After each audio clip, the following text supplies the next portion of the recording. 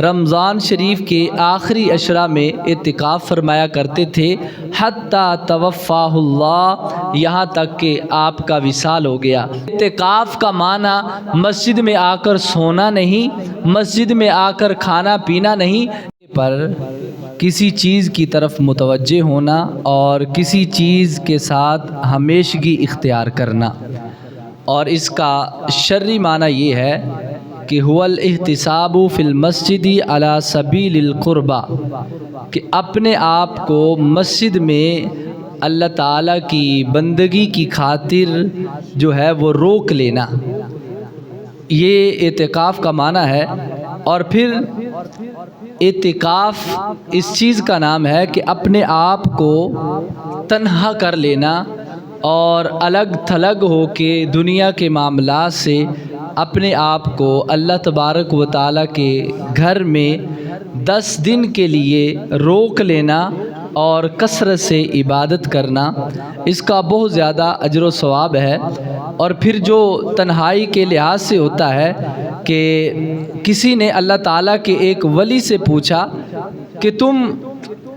گھر میں تنہا بیٹھتے ہو، یعنی دوستوں کی مجلس میں نہیں آتے، جیسے ہی نماز ہوتی ہے تو فوراً جو ہے وہ گھر میں چلے جاتے ہو، تنہائی میں اپنا وقت زیادہ گزارتے ہو، تو اما تستوحشو، کیا تمہیں اس سے وحشت محسوس نہیں ہوتی کہ تم جو ہے وہ تنہا رہتے ہو؟ تو آگے سے انہوں نے بڑا اچھا جواب دیا، کہنے لگے کیفا استوحشو، کہتے ہیں کہ مجھے کیسے وحشت محسوس ہو سکتی ہے، تنہائی مجھے کیسے محسوس ہو سکتی ہے، وَهُوَ يَقُولُ أَنَا جَلِيسُ مَنْ ذَكَرَنِي، کیونکہ رب ذوالجلال خود ارشاد فرماتا ہے کہ جو مجھے یاد کرتا ہے میں اس کے ساتھ ہوتا ہوں۔ تو میں تنہا نہیں ہوتا بلکہ میں اپنے رب کا ذکر کرتا ہوں اور میرا رب میرے ساتھ ہوتا ہے۔ اور یہ گھر میں بیٹھ کر ہے، اور جب بندہ ظاہری بات ہے اللہ تعالیٰ کے گھر میں بیٹھ کر مسجد میں بیٹھ کر تنہائی میں اللہ تعالیٰ کا ذکر کرے گا تو پھر کتنا اجر و ثواب ہوگا۔ تو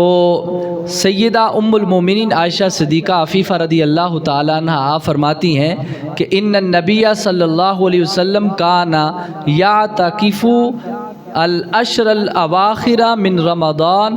فرمایا کہ سرکار مدینہ صلی اللہ علیہ وسلم رمضان شریف کے آخری عشرہ میں اعتکاف فرمایا کرتے تھے، حتیٰ توفاہ اللہ، یہاں تک کہ آپ کا وصال ہو گیا، یعنی وصال تک مصطفیٰ کریم صلی اللہ علیہ وسلم اعتکاف فرماتے رہے۔ ثم اعتکف ازواجہ من بعدہ، اور بعد میں سرکار مدینہ صلی اللہ علیہ وسلم کی ازواج مطہرات جو ہیں وہ اپنے گھروں میں اعتکاف کرتی رہی۔ تو اتنا بڑا یہ ثواب ہے، اسی لیے سرکار مدینہ صلی اللہ علیہ وسلم کا اتنا بلند رتبہ، اتنی شان، اتنا مقام اور مرتبہ ہے، اس کے باوجود سرکار مدینہ صلی اللہ علیہ وسلم نے اعتکاف فرمایا۔ کس لیے فرمایا؟ تاکہ میرے غلام جو ہیں اس اعتکاف کو لازمی پکڑیں، اور میں اگر امام الانبیاء ہو کر مسجد میں اعتکاف کرتا ہوں، بیٹھتا ہوں، تو میرے امتیوں کو، میرے غلاموں کو تو زیادہ چاہیے کہ وہ تو گناہ گار ہیں اور اپنے گناہوں کو بخشوانے کے لیے اللہ کے گھر میں اعتکاف کریں۔ اور پھر سرکار مدینہ صلی اللہ علیہ وسلم آپ نے اپنے آخری جو آپ کا اعتکاف تھا آپ کی زندگی کا، فرمایا کہ 20 فی العام الذی قبض فیہ، تو آپ نے 20 دن کا اعتکاف فرمایا۔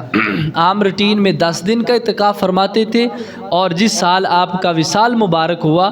آپ نے مسلسل جو ہے وہ 20 دن اللہ تعالیٰ کے گھر میں گزارے۔ سیدنا امام حسین رضی اللہ تعالیٰ عنہ، کان رسول اللہ صلی اللہ علیہ وسلم یقول، کہ میرے آقا صلی اللہ علیہ وسلم کا فرمان نقل فرماتے ہیں کہ حضور نے فرمایا کہ مانی تاکفا اشرن فی رمضان کانا کا حجتین و عمرتین، فرمایا کہ جس نے جو ہے وہ اللہ تعالیٰ کے گھر میں اللہ کی رضا کے لیے 10 دن کے لیے اپنے آپ کو روک لیا، اپنے معاملات دنیاوی ختم کر کے وہ اللہ کے گھر میں بیٹھ گیا تو فرمایا اللہ تعالیٰ اس کو 2 عمرے اور 2 حجوں کا ثواب عطا فرمائے گا۔ تو یہ صرف 10 دن کے لیے اپنے آپ کو روکنا اللہ تعالیٰ کی عبادت کے لیے یہ اتنا بڑا ثواب ہے، لیکن یہ ثواب ہمیں اس وقت حاصل ہوگا